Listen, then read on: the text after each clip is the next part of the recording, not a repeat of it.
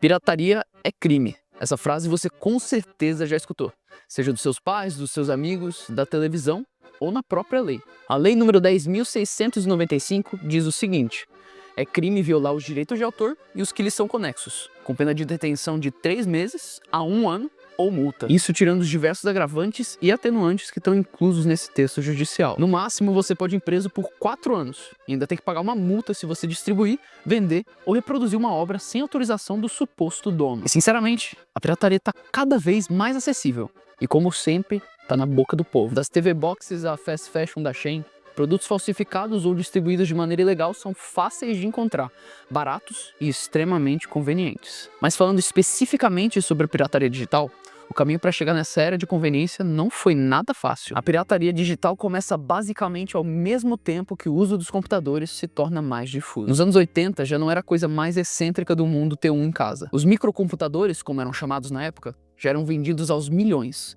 E esse número só cresceu daí pra frente. Os softwares eram para aparelhos específicos, de marcas específicas, o que fazia com que a comunidade pirata da época fosse difusa, mas muito cooperativa. As medidas de segurança eram primitivas. Os softwares e jogos tinham pontos específicos onde códigos eram requisitados para prosseguir. Códigos esses que estavam no manual. Em resumo, era fácil copiar todos os arquivos desses produtos para um disquete. Daí pra frente, você só precisava ter uma fotocópia do manual e o uso era livre. Claro, antes disso tinha a pirataria dos primeiros videogames, mas essa é outra história muito complexa, que envolve a produção em massa de cartuchos ilegais.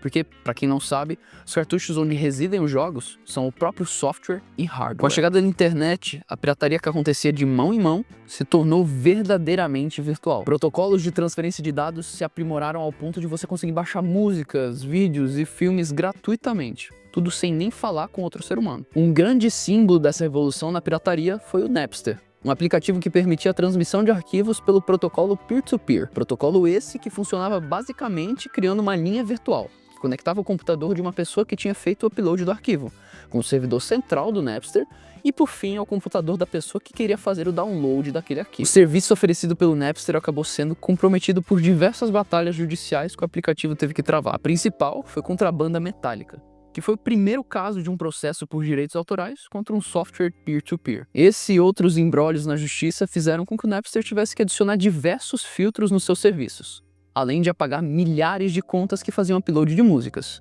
eventualmente sendo vendido e se tornando uma plataforma mais amiga da lei.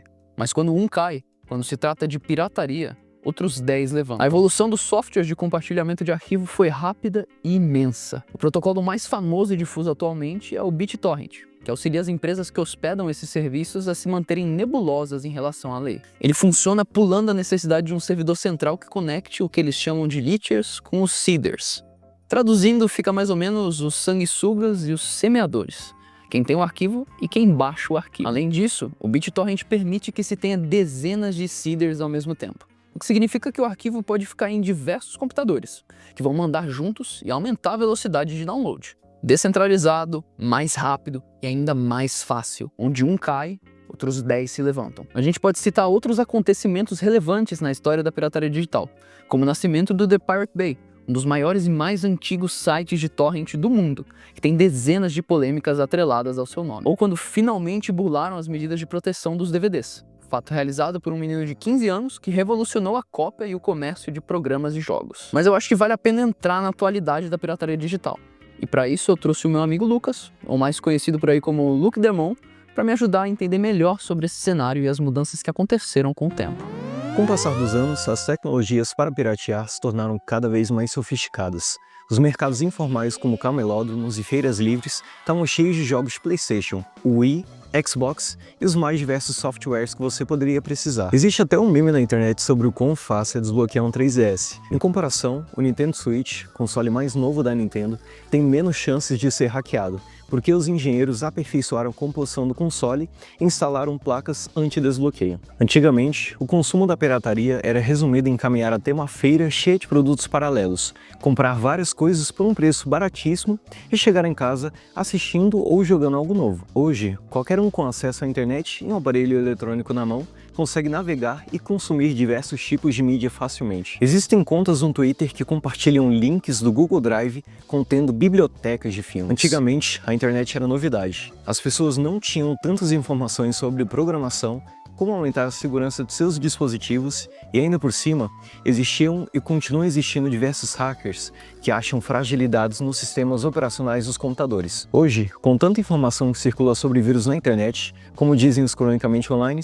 só pega vírus quem quer, porque é muito fácil desconfiar de um e-mail suspeito ou um link malicioso. E também os sistemas operacionais estão mais seguros que nunca. A conveniência aliada ao preço era um grande atrativo da pirataria, algo que as empresas estudaram atentamente. Novos métodos de segurança surgiam enquanto especialistas em programação em componentes eletrônicos conseguiam burlar essa segurança. Por exemplo, o PlayStation 2 demorou meses após seu lançamento para ser desbloqueado, permitindo acesso a jogos piratas. Já o Nintendo Switch demorou 5 anos para o mesmo processo acontecer. Sem falar que existem duas versões de Nintendo Switch, uma chamada de V1, que foi produzida entre 2017 e 2021 e pode ser pirateada facilmente, e outra versão chamada V2, que é mais difícil de ser desbloqueada. Além das tecnologias aprimoradas de proteção anti-pirataria, surgiram novos modelos de negócio que aliaram preços convenientes com a acessibilidade. Os streamings eram baratos, tinham um catálogo imenso e você não tinha que procurar nos confins da internet que nem um verdadeiro pirata, um filme qualquer de graça. A Netflix, pioneira nesse mercado, até hoje só ganha inscritos, mesmo após um declínio expressivo na qualidade de seu catálogo e serviço. A questão é, todos os empecilhos que entraram na frente da pirataria desenfreada eventualmente fizeram com que ela tivesse uma ressurgência. Hoje, existem várias opções de streamings. O problema disso é a exclusividade de séries e filmes que ficam em um serviço único.